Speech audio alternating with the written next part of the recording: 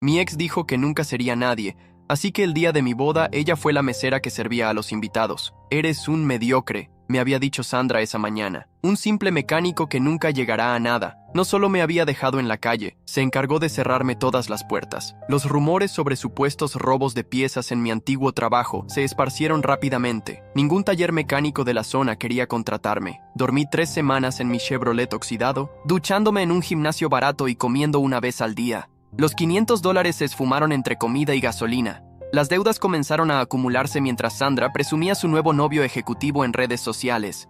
Mi único refugio era un café donde me permitían pasar horas con una taza barata. Una mañana, un Mercedes negro se detuvo frente al local con el motor fallando. El dueño, un hombre mayor, entró maldiciendo que ningún taller había podido arreglar el problema. Me acerqué ofreciendo ayuda. La desesperación por conseguir algo de dinero era más fuerte que el orgullo. En 15 minutos, identifiqué y reparé un problema eléctrico que otros habían pasado por alto. Roberto Méndez, dueño de una cadena de talleres especializados, me ofreció trabajo ese mismo día. Pero el destino tenía otros planes. La mañana siguiente, camino a firmar mi contrato, un conductor ebrio impactó mi auto. Desperté en el hospital público con una pierna destrozada, sin trabajo, sin auto y con una deuda médica de $15,000. Desde la cama del hospital, con tornillos en la pierna y dolores que los analgésicos apenas calmaban, veía las fotos de Sandra en Dubái con su nuevo novio. Mientras yo calculaba cómo pagaría los medicamentos, ella presumía cenas en restaurantes exclusivos y hoteles de lujo. Roberto apareció en el hospital una semana después. No podía mantener el puesto vacante durante mi recuperación, pero me ofreció algo mejor. Si lograba certificarme como especialista en sistemas eléctricos de vehículos de lujo, tendría trabajo en su taller principal con un salario 3 veces mayor. Vendí mi celular para comprar manuales técnicos. Las enfermeras, conmovidas por mi situación, me dejaban estudiar bajo la luz del pasillo después del horario de visitas.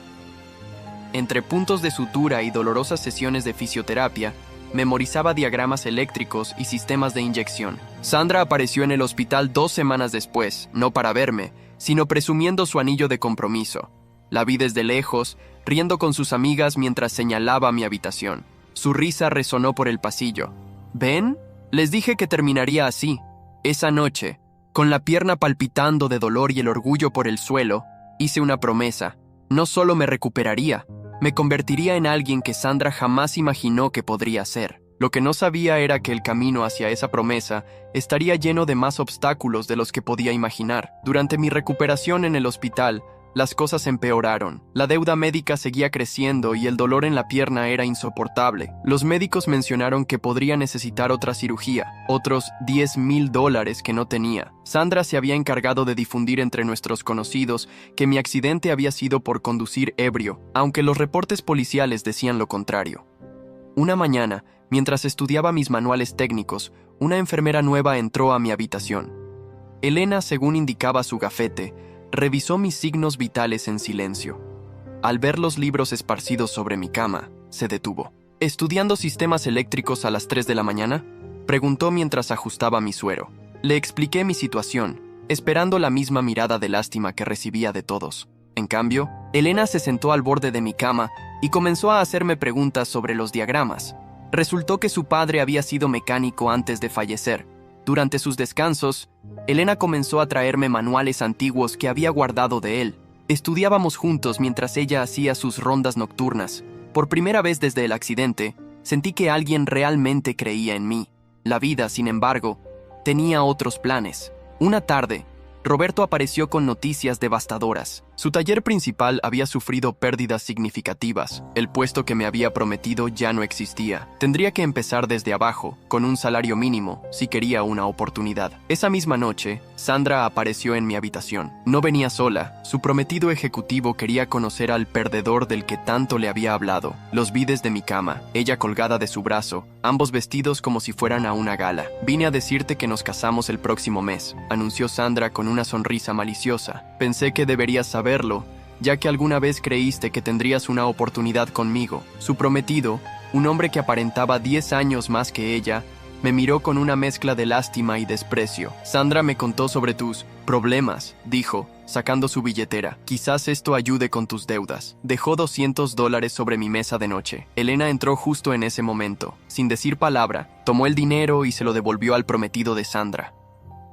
El paciente necesita descansar, dijo con una firmeza que me sorprendió. Y creo que ustedes necesitan encontrar algo mejor que hacer que atormentar a alguien en recuperación. Después de que se fueron, Elena se quedó conmigo hasta el amanecer, ayudándome a estudiar. Mi padre siempre decía que el verdadero carácter de una persona se muestra en sus peores momentos, me dijo. Y tú, a pesar de todo, sigues luchando. Lo que no sabíamos era que esa noche marcaría el comienzo de un cambio radical en nuestras vidas. Sandra y su prometido acababan de cometer un error que transformaría completamente el juego, aunque tardaría meses en revelarse. Después de 3 meses en el hospital, me dieron el alta pero con una deuda de $25,000. Elena me ayudó a conseguir un pequeño cuarto cerca del hospital, apenas un colchón en el suelo y espacio para mis libros, pero era mejor que la calle. Mi pierna aún no sanaba completamente, pero no podía darme el lujo de seguir sin trabajar. Roberto cumplió su palabra y me dio un puesto en su taller más pequeño, limpiando herramientas y haciendo trabajo básico.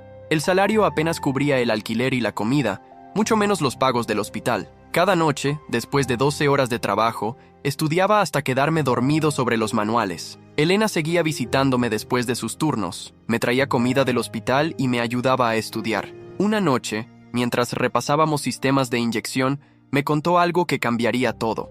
El prometido de Sandra, según los rumores del hospital, tenía antecedentes turbios. Varios pacientes habían llegado con lesiones sospechosas después de hacer negocios con él. Un día, mientras limpiaba el taller, escuché una conversación entre Roberto y su contador. El taller principal no había sufrido pérdidas. El prometido de Sandra había intentado comprar el negocio a través de una empresa fantasma, presionando a los empleados para que renunciaran. Roberto se negaba a vender, pero estaba preocupado. Esa noche, revisando facturas antiguas del taller como práctica para mi certificación, noté un patrón extraño. Las piezas que supuestamente yo había robado en mi antiguo trabajo coincidían con envíos a una dirección familiar, la empresa del prometido de Sandra. Elena me ayudó a investigar más profundo. Resultó que el prometido de Sandra había estado comprando piezas robadas durante años. Mi despido había sido parte de su plan. Necesitaban un chivo expiatorio para cubrir sus rastros. Sandra llegó al taller una tarde, presumiendo los preparativos de su boda. Se burló de verme limpiando el piso con mi pierna lastimada. No sabía que cada burla suya me daba más fuerzas para ejecutar el plan que estaba formando. Roberto me llamó a su oficina esa noche. Había encontrado mis anotaciones sobre las facturas irregulares. En vez de molestarse, me ofreció algo inesperado. Si conseguía pruebas concretas del fraude, me daría una oportunidad real en el negocio. Lo que Sandra no sabía era que mientras ella planeaba su boda de ensueño, yo estaba a punto de desencadenar una serie de eventos que expondrían toda la verdad. Elena y yo habíamos recopilado suficiente información para destruir no solo el negocio turbio del prometido, sino también la imagen perfecta que Sandra había construido. Las siguientes semanas fueron intensas. Durante el día, seguía trabajando en el taller mientras mi pierna se recuperaba. Por las noches, Elena y yo organizábamos la información sobre el fraude de piezas robadas. El prometido de Sandra había creado una red compleja. Compraba las piezas robadas a través de talleres pequeños, las legalizaba en su empresa y las revendía a precio de nuevas. Roberto me presentó a un investigador privado amigo suyo. Le entregamos toda la documentación que teníamos. Mientras tanto, Sandra frecuentaba el taller solo para humillarme. Presumía los preparativos de su boda, que sería en el hotel más lujoso de la ciudad. «Deberías venir», me dijo un día con malicia. «Necesitaremos meseros extras». Lo que Sandra no sabía era que su prometido estaba bajo investigación. Elena, trabajando en el hospital, escuchaba conversaciones preocupantes. Varios pacientes habían llegado con heridas que parecían ajustes de cuentas. El prometido de Sandra no solo estafaba con piezas robadas, también prestaba dinero con intereses excesivos. Una tarde, mientras revisaba un auto en el taller, escuché a Sandra discutiendo con su prometido en el estacionamiento. Él había perdido una suma importante en apuestas y quería usar el dinero de la boda para cubrirlo. Sandra gritaba que no permitiría que arruinara su día perfecto. Elena me visitó esa noche con noticias importantes. El hospital había recibido la visita de investigadores federales. Estaban construyendo un caso contra varias empresas por fraude y lavado de dinero. La empresa del prometido de Sandra estaba en la lista. Roberto me llamó a su oficina al día siguiente. El investigador privado había conectado todos los puntos. No solo teníamos pruebas del fraude de piezas robadas, sino también documentos que vinculaban al prometido de Sandra con actividades ilegales más serias. «Tengo una propuesta para ti», dijo Roberto. «He estado buscando un socio joven para expandir el negocio, alguien que entienda tanto la parte técnica como la administrativa. Las pruebas que encontraste demuestran que tienes ambas cualidades». Me ofreció comprar el 30% del taller principal. El precio era de $100,000, una suma que obviamente no tenía. Pero Roberto tenía un plan. Me ayudaría con el financiamiento si me comprometía a implementar un nuevo sistema de gestión que había estado desarrollando durante mis estudios. Elena me apoyó sin dudarlo. «Tu conocimiento vale más que todo el dinero que ese hombre tiene», me dijo. Empezamos a trabajar en el plan de negocios inmediatamente. Mientras Sandra presumía su próxima vida de lujos, yo estaba a punto de convertirme en copropietario del taller más prestigioso de la ciudad. La boda de Sandra estaba programada para el siguiente mes. Nadie imaginaba que antes de ese día, su mundo perfecto se derrumbaría por completo. El prometido de Sandra había cometido un error fatal al subestimarme, y pronto descubriría que el simple mecánico que tanto despreciaban estaba a punto de cambiar las reglas del juego. Mientras mi vida comenzaba a tomar un nuevo rumbo, la de Sandra se desmoronaba sin que ella lo supiera. Una mañana, las autoridades fiscales aparecieron en el taller principal. No venían a investigar, venían a confirmar la legitimidad de mi futura sociedad con Roberto. Las pruebas que habíamos recopilado sobre el fraude de piezas robadas habían destapado una red mucho más grande. Elena seguía siendo mi apoyo incondicional. Había pedido cambio de turno en el hospital para ayudarme con la documentación por las tardes. Una noche, mientras organizábamos papeles en mi pequeño cuarto, recibimos una llamada inesperada. El prometido de Sandra había sido detenido para interrogatorio. Los eventos se precipitaron rápidamente. La empresa del prometido fue intervenida. Las cuentas bancarias congeladas. Sandra apareció en el taller al día siguiente, pero no para burlarse. Esta vez venía desesperada, preguntando si sabíamos algo sobre las acusaciones falsas contra su prometido. «Es un malentendido», insistía mientras me seguía por el taller. «Miguel es un empresario respetable. Alguien está intentando destruir su reputación». La ironía de verla suplicando ayuda a quien tanto había despreciado no me pasó desapercibida. Roberto y yo firmamos el contrato de sociedad esa misma semana. Mi deuda del hospital fue lo primero que pagué con mi parte de las ganancias iniciales. Elena estaba allí, sosteniendo mi mano mientras firmaba los documentos que me convertían en dueño del 30% del taller. La noticia se esparció rápidamente. Los mismos talleres que me habían cerrado sus puertas ahora querían hacer negocios conmigo. Sandra, mientras tanto, veía cómo su boda perfecta se convertía en un escándalo. Su prometido no saldría bajo fianza. Las acusaciones eran demasiado serias. Una tarde, mientras revisaba las cuentas en mi nueva oficina, Sandra entró sin anunciarse. Había estado llorando. «Necesito trabajo», dijo tragándose su orgullo. «Miguel, todas nuestras cuentas están congeladas. No tengo nada». La miré recordando todas las veces que me había humillado. Pensé en las noches que dormí en mi auto, en el dolor de mi pierna rota, en sus burlas mientras me recuperaba. «Lo siento», le dije, «pero no tengo posiciones disponibles en el taller». «Haré lo que sea», insistió. «Puedo limpiar, organizar, lo que necesites». Su desesperación era palpable. En ese momento, Elena entró a la oficina. Nos había traído el almuerzo, como hacía todos los días desde que empecé como socio. «Creo que el nuevo hotel del centro está buscando personal de servicio», dijo Elena, con una sonrisa que no ocultaba completamente su satisfacción, específicamente para eventos y bodas. Sandra salió de mi oficina derrotada. Lo que no sabía era que su humillación apenas comenzaba. El hotel que Elena había mencionado era exactamente donde yo planeaba celebrar mi propia boda, con la mujer que me había apoyado cuando no tenía nada. 2 semanas antes de mi boda con Elena, el caso contra el prometido de Sandra explotó en los medios. No solo había estafado a decenas de personas con las piezas robadas, también había dejado una larga lista de acreedores desesperados. Las autoridades descubrieron que el anillo de compromiso que le había dado a Sandra era parte de las joyas que aceptaba como garantía de sus préstamos ilegales. El hotel donde trabajaba Sandra ahora, irónicamente, Era el mismo donde celebraríamos nuestra boda. La había visto algunas veces, sirviendo en eventos corporativos, con su uniforme negro y la mirada baja. Su transformación de novia privilegiada a personal de servicio era el tema de conversación en los círculos sociales que antes frecuentaba. Elena y yo decidimos mantener los preparativos de nuestra boda discretos, no por vergüenza, sino porque queríamos algo íntimo y significativo. Roberto sería mi padrino. El hombre que me había dado una oportunidad cuando nadie más lo hizo merecía ese honor. Una tarde, mientras finalizábamos los detalles con el hotel, Sandra se acercó a nuestra mesa. Tenía que tomar nuestra orden de servicio. Era su trabajo ahora. Sus manos temblaban mientras sostenía la libreta. La suite nupcial está lista para su inspección, dijo mecánicamente, evitando mi mirada. Era la misma suite que ella había reservado para su propia boda meses atrás.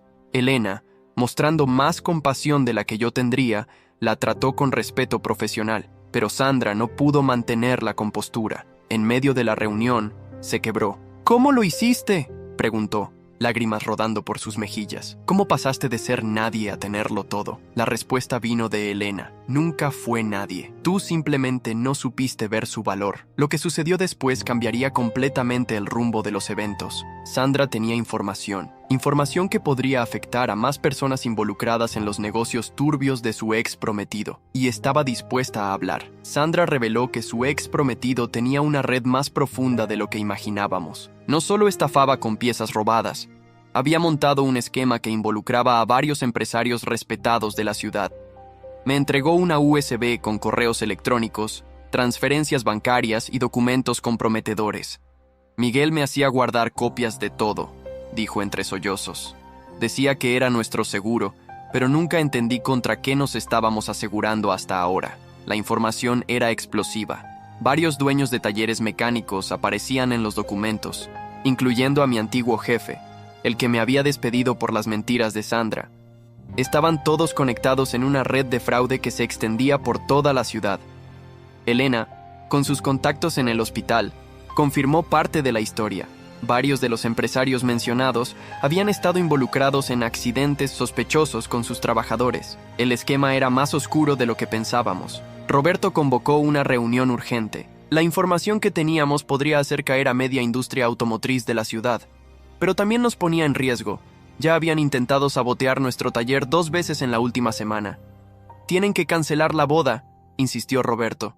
No es seguro hacer un evento público ahora, pero Elena y yo nos negamos. Cancelar significaría dejar que nos intimidaran. Además, ya habíamos tomado precauciones. La información estaba asegurada en múltiples lugares, con instrucciones de ser liberadas si algo nos sucedía. Sandra seguía trabajando en el hotel, pero ahora colaboraba secretamente con los investigadores. Su testimonio sería clave para desmantelar la red completa. Su vida también corría peligro. Su ex prometido tenía conexiones incluso dentro de la prisión. Una noche, mientras cerrábamos el taller, recibimos una advertencia clara. Mi auto y el de Elena aparecieron con los neumáticos rajados y una nota. La boda se cancela o la novia no llega al altar. Lo que no sabían era que esa amenaza sería su mayor error. Elena no era el tipo de mujer que se dejaba intimidar, y yo ya no era el mecánico asustado que dormía en su auto. Teníamos un plan, y la boda sería solo el principio del fin para todos ellos. Los días siguientes a la amenaza fueron intensos. Elena y yo reforzamos la seguridad del taller, instalando cámaras y contratando un servicio de vigilancia nocturna. Roberto insistía en que estábamos corriendo un riesgo innecesario,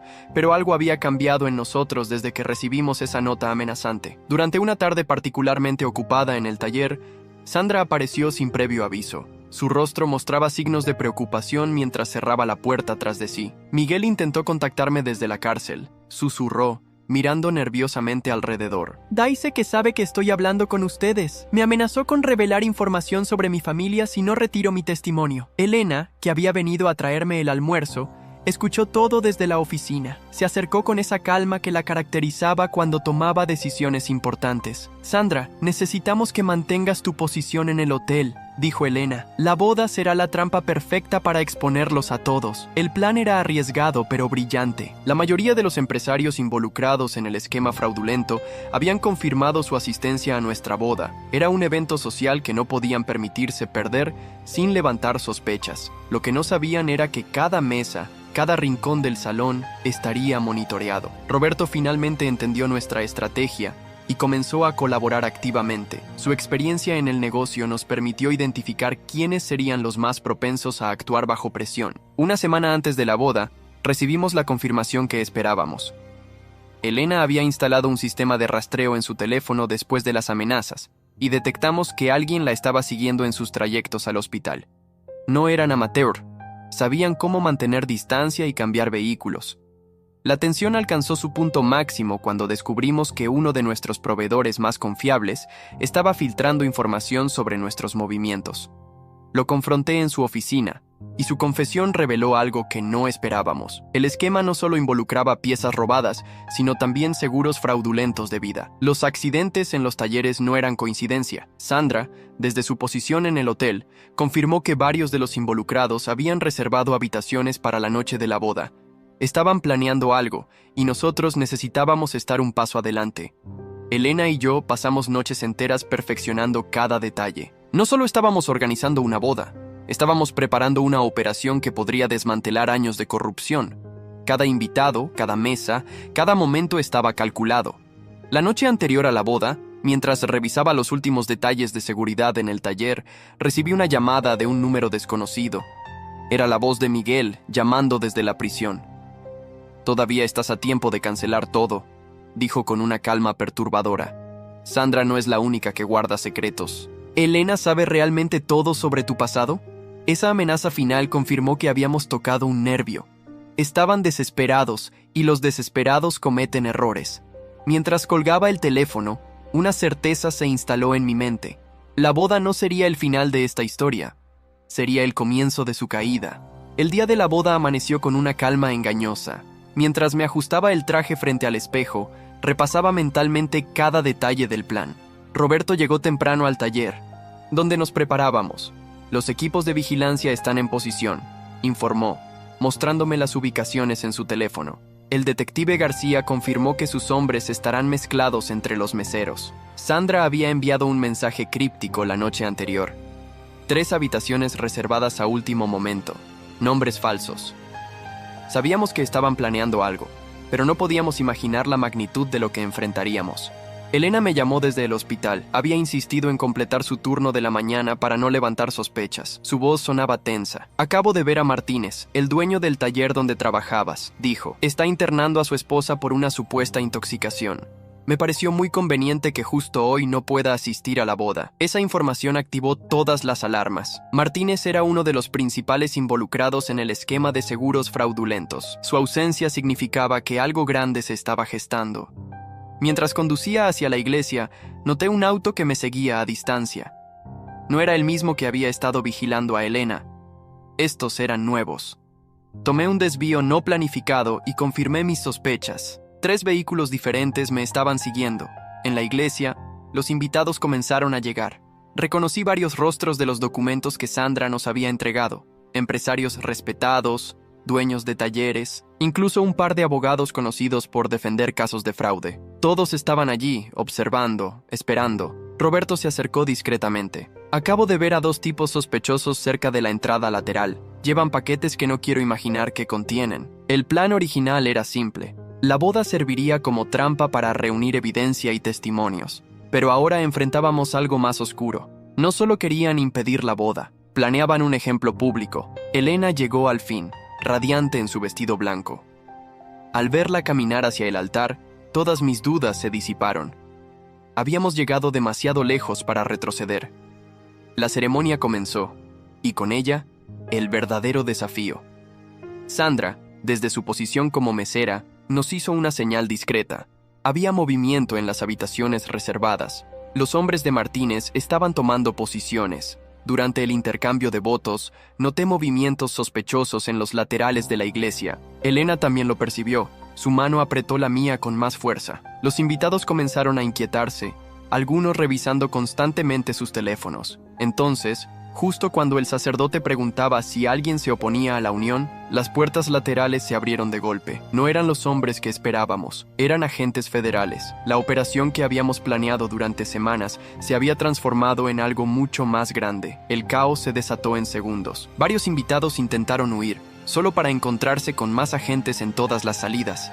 Sandra, abandonando su disfraz de mesera, comenzó a señalar a los principales implicados. En medio de la confusión, Elena y yo permanecimos en el altar, nuestras manos entrelazadas. Este no era el final que habíamos planeado para nuestra boda, pero de alguna manera parecía perfectamente apropiado. Roberto se acercó rápidamente. Tienen que salir de aquí ahora. Hay más involucrados de los que pensábamos, y no todos están en la iglesia. Mientras los agentes realizaban las primeras detenciones, Elena y yo nos escabullimos por la sacristía. Nuestro día de boda se había convertido en el catalizador de algo mucho más grande. La pregunta era, ¿estábamos preparados para las consecuencias que vendrían? Elena y yo nos refugiamos en un pequeño hotel a las afueras de la ciudad. Roberto había insistido en que desapareciéramos por unos días mientras la situación se calmaba. Las noticias en la televisión mostraban las detenciones en la iglesia, 15 empresarios arrestados, incluyendo a 3 de los más respetados dueños de talleres de la ciudad. La red es más grande de lo que pensábamos, dijo Elena, mostrándome mensajes de sus compañeros del hospital. Están investigando a 3 clínicas privadas que colaboraban con el fraude de los seguros. Sandra nos contactó a través de un número seguro. Su voz temblaba mientras hablaba. Miguel está furioso. Sus contactos en la prisión dicen que no ha parado de gritar que nos va a hacer pagar por esto. Pero hay algo más, algo que no les había contado. Según Sandra, existía una caja de seguridad en un banco del centro. Miguel guardaba allí documentos que implicaban a jueces y funcionarios públicos. Era su seguro final, y ahora planeaba usarlo. Si esa información sale a la luz, ninguno de nosotros estará a salvo, advirtió Roberto cuando lo pusimos al tanto. Tienen conexiones que pueden hacernos desaparecer legalmente. Los días siguientes fueron un constante estado de alerta. Elena tuvo que pedir una licencia en el hospital. Alguien había intentado acceder a su expediente personal.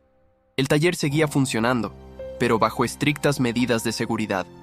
Una tarde, mientras revisaba el inventario en el taller, recibí una visita inesperada. Era Martínez, el dueño de mi antiguo taller, recién liberado bajo fianza. «Todavía podemos arreglar esto», dijo, intentando sonar conciliador. «Nadie tiene que salir lastimado. Solo necesitamos que Sandra retire su testimonio». Lo enfrenté directamente. «¿Cómo arreglaron lo de los accidentes? ¿Cuántas familias destruyeron con sus fraudes?» Su rostro se transformó. «Eres igual de estúpido que antes. ¿Crees que tu pequeña boda arruinada es el final? Esto apenas comienza». Esa noche, el taller de Roberto sufrió un incendio. Las cámaras de seguridad captaron a 2 hombres rociando gasolina, pero sus rostros estaban cubiertos. El mensaje era claro. Esto era solo el principio de su venganza. Elena se mantuvo firme a pesar de todo. «No vamos a huir», declaró mientras observábamos los daños del incendio.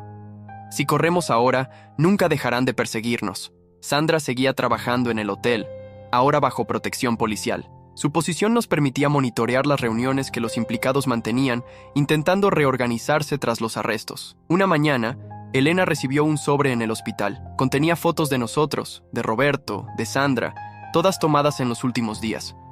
Junto a las fotos había una nota. «La caja de seguridad se abre mañana. Tienen 24 horas para detener todo». Roberto convocó una reunión urgente en lo que quedaba del taller. «Tenemos que adelantarnos», dijo, extendiendo un mapa sobre la mesa. «Si esos documentos salen a la luz, personas muy poderosas querrán silenciarnos permanentemente». Elena, que había estado inusualmente callada, finalmente habló. «Entonces les daremos algo más grande que nosotros para preocuparse». Su plan era arriesgado, pero podría funcionar. Usaríamos la ambición y el miedo de nuestros enemigos contra ellos mismos. La caja de seguridad se convertiría en su propia trampa. Mientras preparábamos todo para el día siguiente, una certeza se instaló en mi mente. Las próximas 24 horas definirían no solo nuestro futuro, sino también si la justicia finalmente alcanzaría a quienes habían construido un imperio sobre el sufrimiento ajeno. La mañana siguiente, amaneció con una lluvia persistente. Elena y yo nos encontramos con Roberto en un café discreto a 3 cuadras del banco. Sandra ya estaba en posición en el hotel, monitoreando los movimientos de los implicados que quedaban libres. Martínez y otros 2 acaban de registrarse en el hotel, informó Sandra por mensaje. Están esperando algo, o a alguien. El plan era preciso. Sabíamos que Miguel había autorizado la apertura de la caja de seguridad a las 11 de la mañana. Su abogado sería quien retiraría los documentos. Lo que ellos no sabían era que teníamos nuestra propia sorpresa preparada. Elena se separó de nosotros para tomar su posición en el hospital cercano. Su papel era crucial. Había identificado a 3 médicos involucrados en el fraude de los seguros que estarían de guardia esa mañana. A las 10:30, Roberto recibió una llamada alarmante. Acaban de ver a la esposa de Martínez entrando al banco, susurró. Esto no estaba en el plan. Me tensé inmediatamente. La esposa de Martínez era la única que conocía la verdad completa sobre los accidentes en los talleres. Ella había sido la contadora que ocultó los pagos. Los minutos pasaban con una lentitud insoportable. Desde mi posición, podía ver la entrada del banco. El abogado de Miguel llegó puntualmente, con un maletín negro y expresión preocupada. A las 10:55, todo se precipitó. La esposa de Martínez salió corriendo del banco, claramente alterada. Segundos después, Martínez y sus hombres emergieron del hotel, dirigiéndose hacia ella. «¿Está sucediendo?». La voz de Sandra sonó urgente en el teléfono. «Están discutiendo en la calle. Ella tiene algo en la mano. Parece una USB». El abogado de Miguel, al ver la conmoción, intentó retroceder, pero ya era tarde. 2 agentes vestidos de civil lo interceptaron discretamente. La trampa estaba en marcha. De repente, la esposa de Martínez comenzó a gritar en plena calle. «¡Todo está grabado!». Cada conversación, cada amenaza.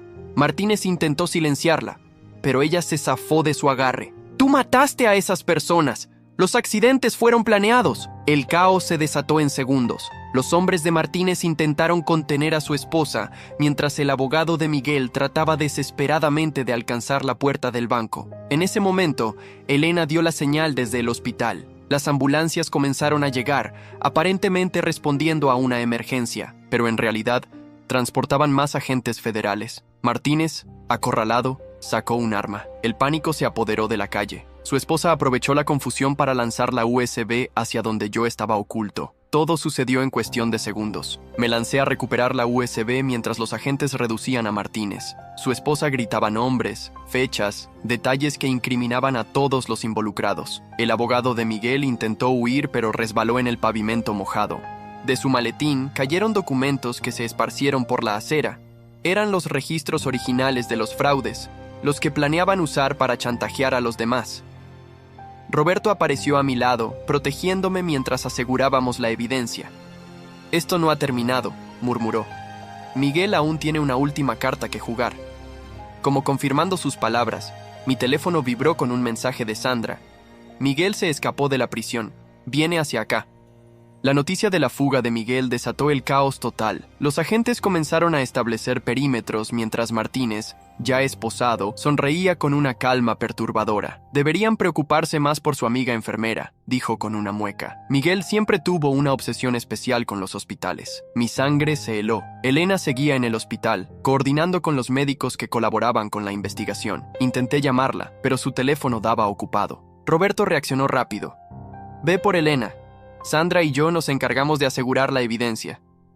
Corrí hacia el hospital bajo la lluvia, que ahora caía con más fuerza. En el camino, Sandra me envió un mensaje alarmante. Miguel tenía un cómplice en el hospital. La doctora Méndez acaba de desaparecer de su turno. La doctora Méndez, por supuesto. Ella había firmado varios de los certificados falsos de los accidentes. Elena la había identificado en los documentos. Llegué al hospital con el corazón martilleando en mi pecho. El área de emergencias era un caos de actividad normal, pero algo no se sentía bien. Una enfermera reconoció mi cara de las fotos con Elena. «Tu novia subió al 3er piso con la doctora Méndez», me informó. Parecía urgente. Mientras subía las escaleras de 2 en 2, recibí otro mensaje de Sandra. «Miguel fue visto entrando por la parte trasera del hospital. No está solo». El 3er piso estaba inusualmente silencioso. Al doblar un corredor, escuché voces provenientes de una sala de consultas. La voz de Elena sonaba tensa pero controlada. «Ya es tarde, Miguel», decía Elena. «La policía tiene todo. Tu red se acabó. ¿Crees que no tenía un plan de respaldo?». La voz de Miguel destilaba una calma aterradora. «¿Por qué crees que la doctora Méndez está aquí?». Me acerqué sigilosamente a la puerta. A través del vidrio, Pude ver a Elena de pie junto a la ventana. Miguel la apuntaba con un arma, mientras la doctora Méndez revolvía frenéticamente unos archivos. Los archivos originales de todos los accidentes están aquí, explicaba Méndez. Con ellos, podemos desacreditar cualquier testimonio. En ese momento, Elena hizo algo inesperado. Comenzó a reír. Era una risa suave, casi compasiva. ¿De verdad creen que no pensamos en eso?, dijo mirando su reloj. Cada minuto que pasan buscando esos archivos, más evidencia se envía automáticamente a las autoridades. Miguel se desconcertó por un segundo, el segundo que necesitaba. Empujé la puerta con toda mi fuerza, golpeándolo. El arma se disparó, pero la bala se incrustó en la pared. Lo que siguió fue caótico. La doctora Méndez intentó huir con los archivos, pero Elena la interceptó con una precisión que solo una enfermera de emergencias podría tener. Yo luchaba con Miguel, quien a pesar de las esposas, se defendía como un animal acorralado. Los agentes llegaron segundos después, alertados por el disparo. Sandra los había guiado directamente a nuestra ubicación a través de la aplicación de rastreo que Elena había instalado en su teléfono. Mientras esposaban a Miguel y a Méndez, Elena se acercó a mí. Tenía un corte en la mejilla, pero sus ojos brillaban con determinación. «Se acabó», susurró, entrelazando sus dedos con los míos. Realmente se acabó, pero en el fondo, ambos sabíamos que esto era solo el principio. La verdadera batalla, la de reconstruir nuestras vidas y enfrentar las consecuencias de todo lo destapado, apenas comenzaba. Los días siguientes a la detención de Miguel y la doctora Méndez fueron una vorágine de declaraciones, papeleo legal y revelaciones impactantes. La evidencia recuperada del hospital, combinada con los documentos de la esposa de Martínez, destapó una red de corrupción que sacudió a toda la ciudad. Elena volvió al trabajo en el hospital una semana después, ahora como parte del equipo que reestructuraría el departamento de emergencias. Su valentía durante el enfrentamiento con Miguel le había ganado el respeto de toda la administración. «Encontraron más archivos falsos», me dijo una tarde, mientras cenábamos en nuestro apartamento temporal. Algunos casos se remontan a 5 años atrás. Familias enteras destruidas por estos fraudes. Sandra, por su parte, se convirtió en testigo protegido. Su testimonio fue crucial para conectar todas las piezas del rompecabezas. Antes de entrar al programa de protección, me pidió un último encuentro. «Lamento todo el daño que te causé», dijo, con lágrimas genuinas en los ojos. «Estaba tan ciega por Miguel, por el dinero. Me convertí en alguien que no reconozco». Roberto enfrentaba sus propios desafíos. El incendio había destruido gran parte del taller, pero los seguros legítimos cubrirían la reconstrucción. Mientras tanto, convertimos un galpón cercano en un taller temporal. «A veces las cosas tienen que arder para renacer más fuertes», filosofó mientras planificábamos la reconstrucción. Como ese taller,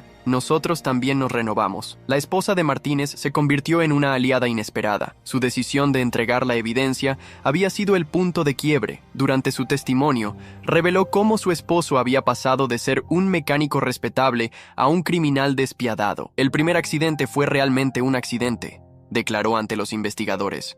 «Pero cuando vieron lo fácil que era cobrar el seguro, todo se corrompió. Cada muerte, cada lesión, fue fríamente calculada después de eso. Los arrestos se extendieron como una onda expansiva.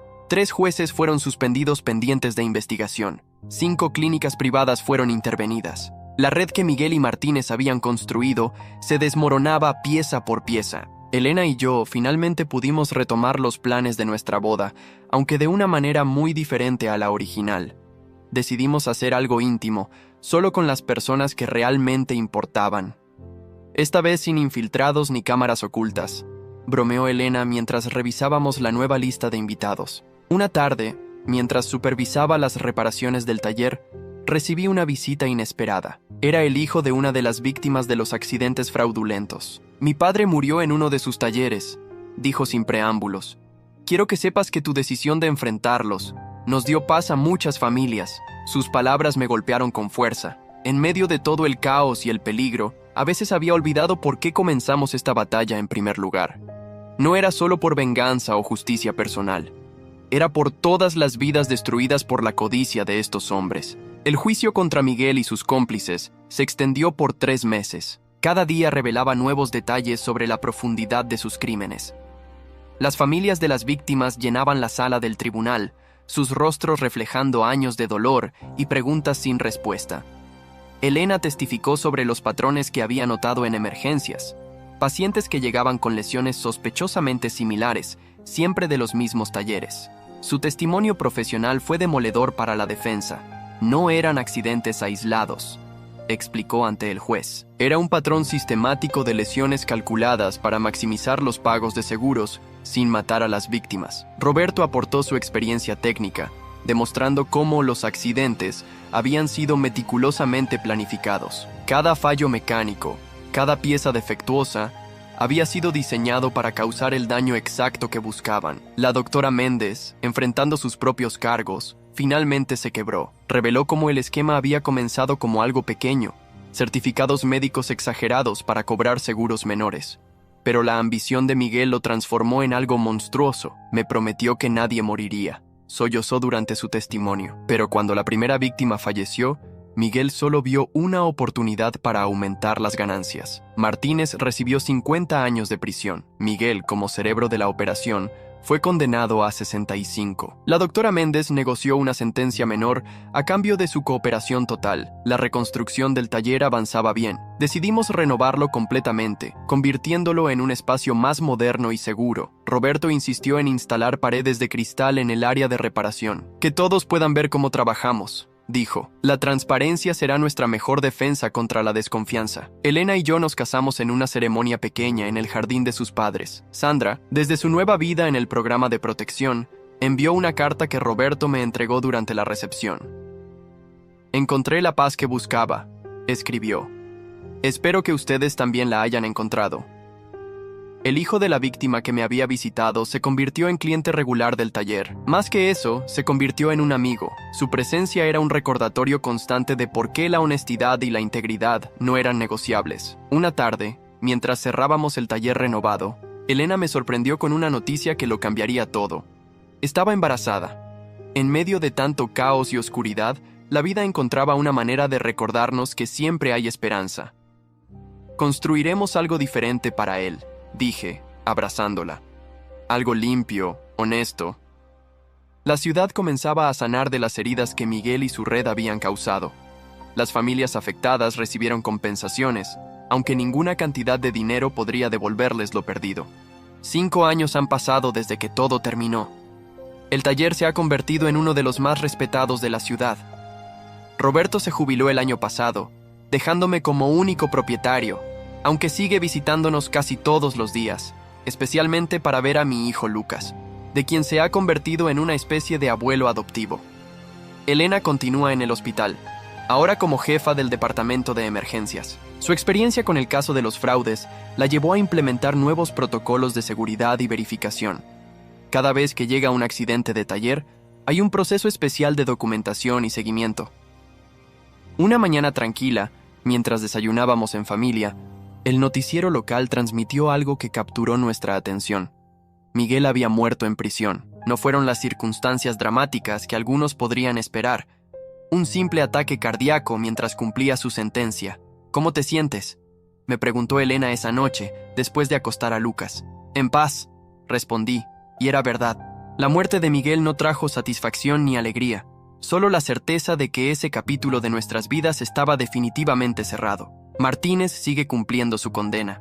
Su esposa, después de divorciarse, se dedicó a trabajar con organizaciones que apoyan a familias víctimas de fraudes corporativos. La última vez que la vi, había una serenidad en su rostro que antes no existía. Sandra nos contactó una última vez, hace 2 años. Está rehaciendo su vida en otra ciudad, bajo una nueva identidad. Su carta fue breve pero significativa. Había vuelto a la universidad, estudiando Derecho para ayudar a otras personas atrapadas en situaciones similares a las que ella vivió. El hijo de la víctima que se convirtió en nuestro amigo ahora trabaja en el taller. Su presencia es un recordatorio diario de por qué la honestidad debe ser el fundamento de todo lo que hacemos. Ha aprendido el oficio con una dedicación que me recuerda a mí mismo cuando empecé. El antiguo edificio donde estaba la clínica de la doctora Méndez fue convertido en un centro de rehabilitación para accidentados. Elena colabora allí como voluntaria los fines de semana. Es su manera de transformar un lugar que albergó tanto dolor en algo positivo.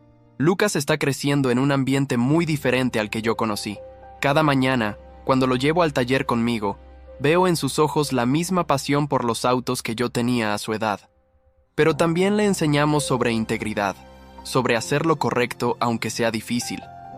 Roberto, en sus visitas diarias, siempre le cuenta historias sobre cómo enfrentamos a los malos. Lucas las escucha fascinado, aunque para él son casi cuentos de un pasado lejano. Para nosotros, son recordatorios de que la justicia, aunque lenta, eventualmente llega. Elena y yo hemos aprendido a valorar la paz que construimos. Cada noche, cuando cierro el taller y vuelvo a casa, agradezco que nuestra historia, aunque marcada por el dolor y la traición, nos llevó a construir algo mejor, no solo para nosotros, sino para todos los que confían en nuestro trabajo. La ciudad ha sanado en gran medida, aunque las cicatrices permanecen. Los talleres ahora operan bajo regulaciones más estrictas y hay una nueva conciencia sobre la importancia de la transparencia en el negocio automotriz. Y así, mientras veo a mi hijo jugando en el taller que casi me destruyó, entiendo que a veces las peores traiciones pueden llevarnos a los mejores recomienzos. No es el final que esperaba cuando dormía en mi auto, traicionado y solo, pero es el final que necesitábamos, uno de redención, justicia y, sobre todo, esperanza. Si llegaste hasta aquí y te gustó, no olvides dejar tu like y suscribirte a nuestro canal. Tu apoyo nos motiva a traer más historias increíbles. Muchas gracias y que tengas un excelente día.